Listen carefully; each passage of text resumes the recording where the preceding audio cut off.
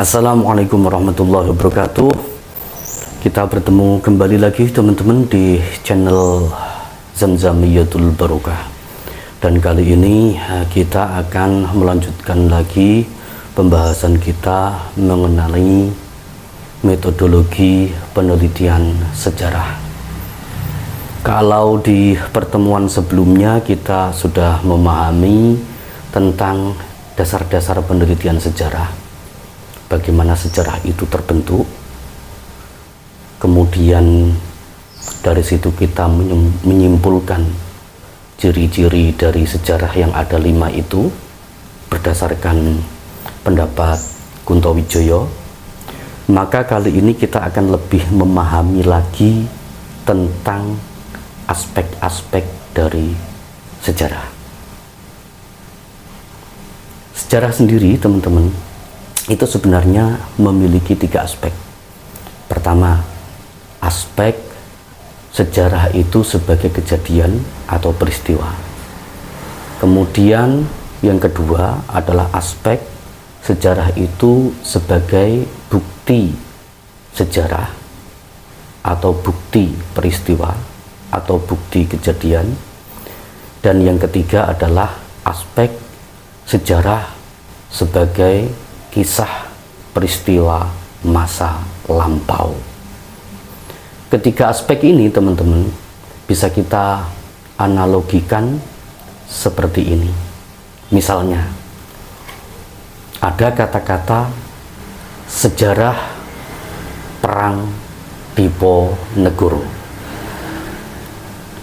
Kata sejarah perang Diponegoro ini dia sebenarnya memiliki 3 arti. Arti pertama adalah peristiwa peperangan Pangeran Diponegoro yang masa lampau itu, di mana peristiwa itu sudah selesai dan tidak mungkin terulang lagi. Inilah yang kita pelajari di pertemuan pertama kemarin. Kemudian yang kedua, kata sejarah perang Diponegoro itu dia juga memiliki arti bukti-bukti atau jejak-jejak yang berhubungan berkaitan dengan perang Diponegoro. Ini kaitannya dengan misalnya dengan filologi, kemudian kaitannya dengan ilmu sejarah itu sendiri, kemudian kaitannya dengan arkeologi dan yang lain-lainnya. Kemudian sejarah perang Diponegoro itu juga berarti ilmu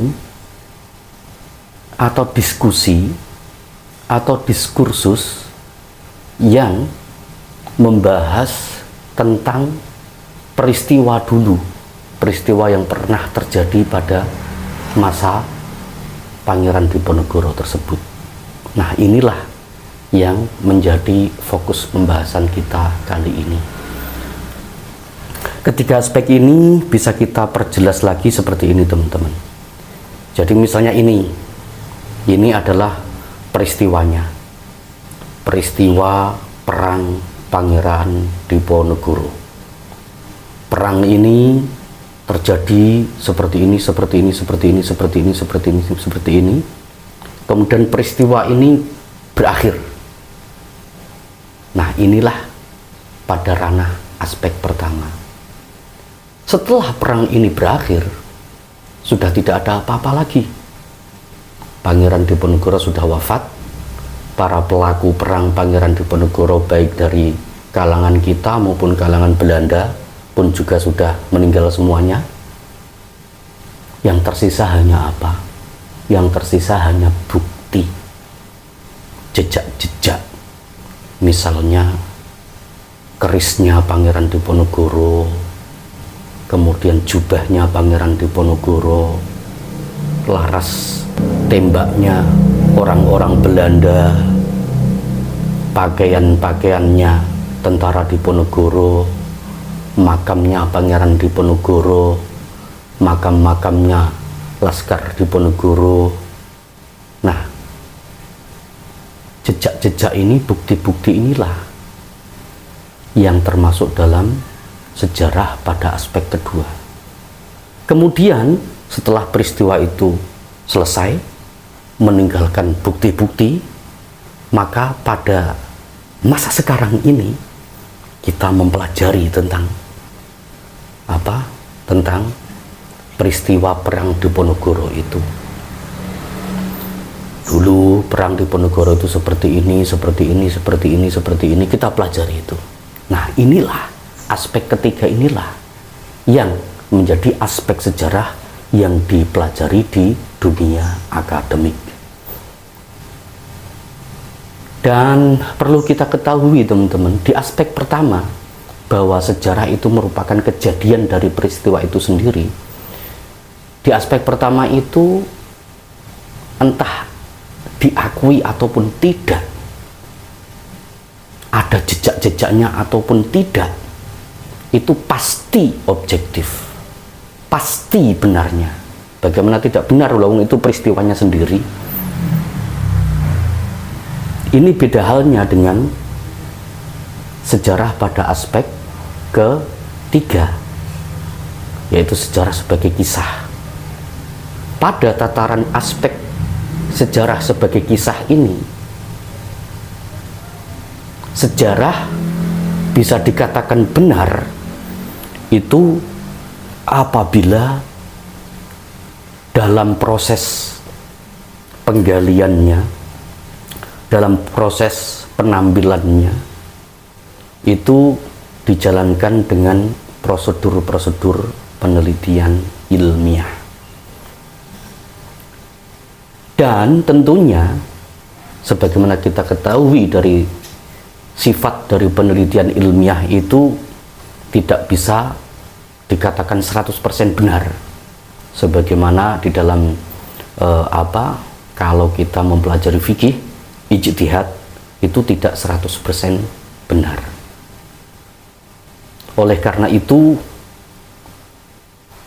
pada tataran aspek ketiga ini bisa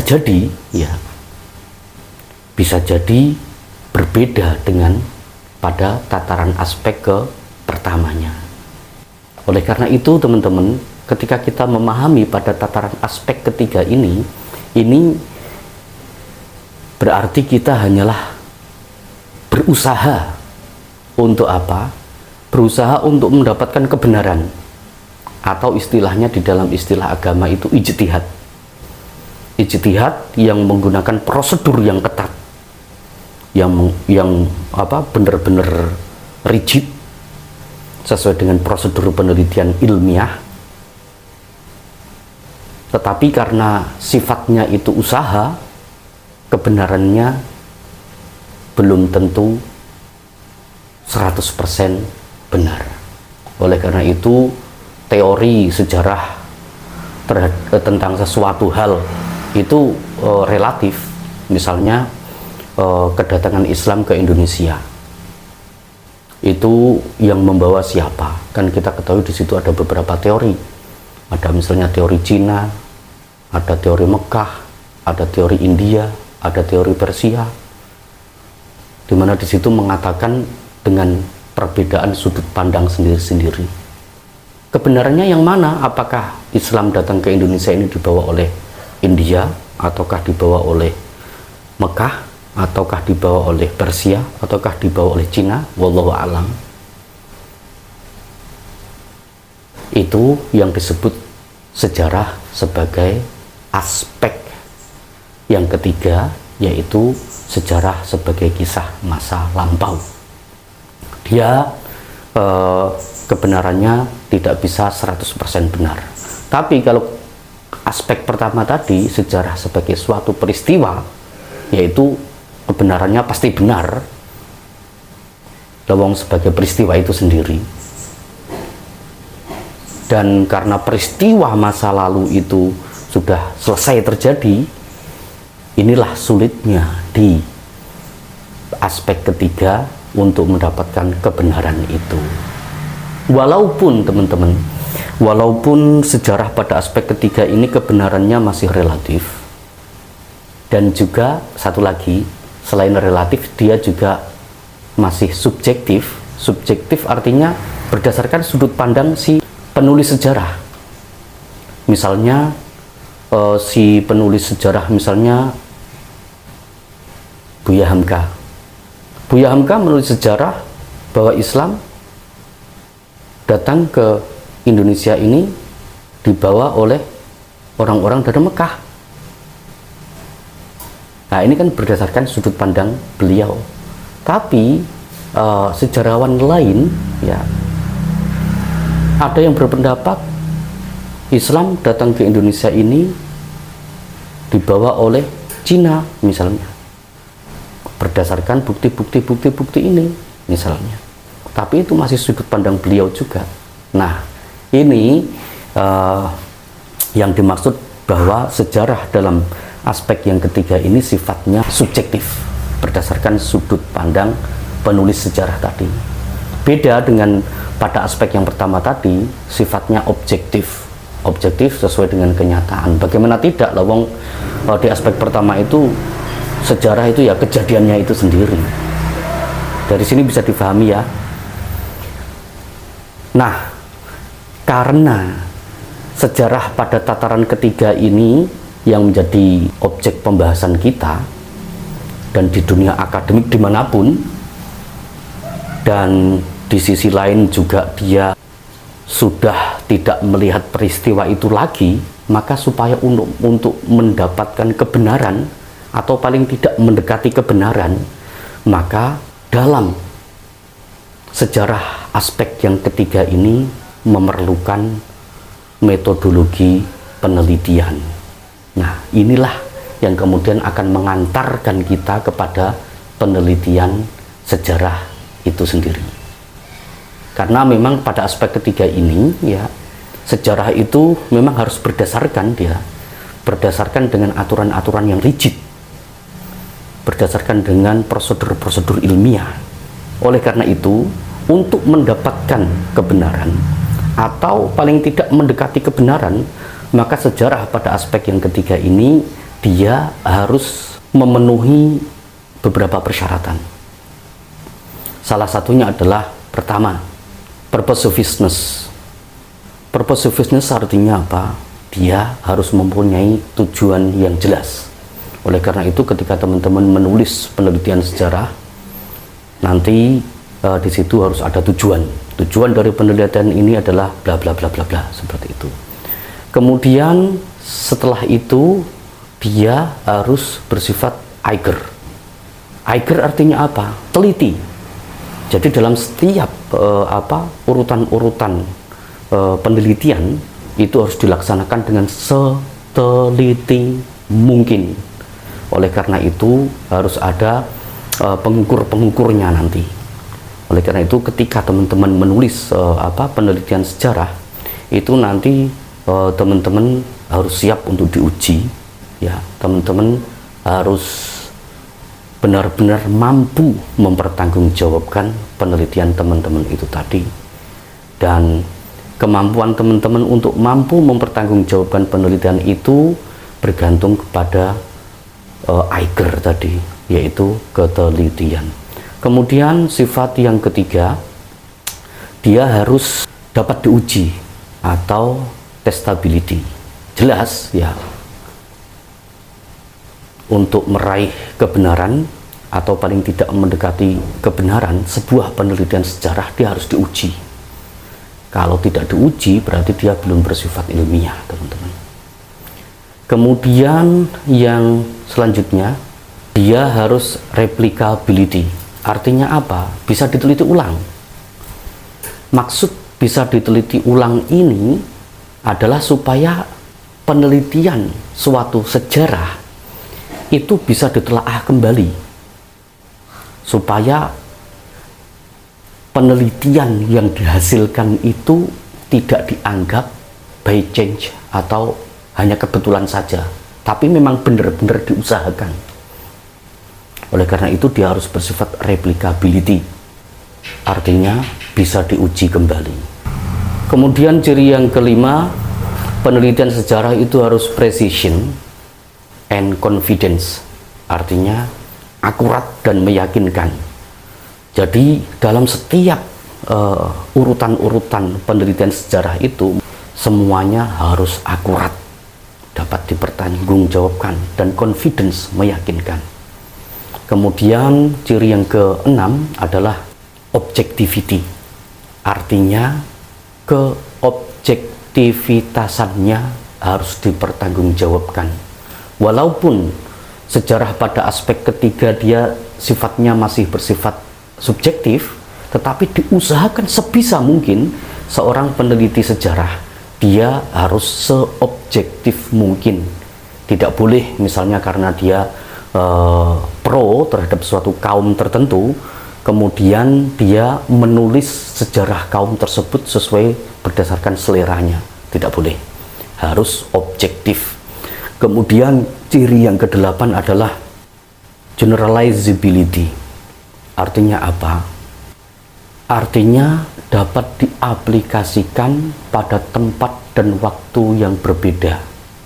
Misalnya pada penelitian pertama itu hasil kesimpulannya seperti ini, kemudian nanti di tempat yang lain hasil kesimpulannya pun juga seperti ini.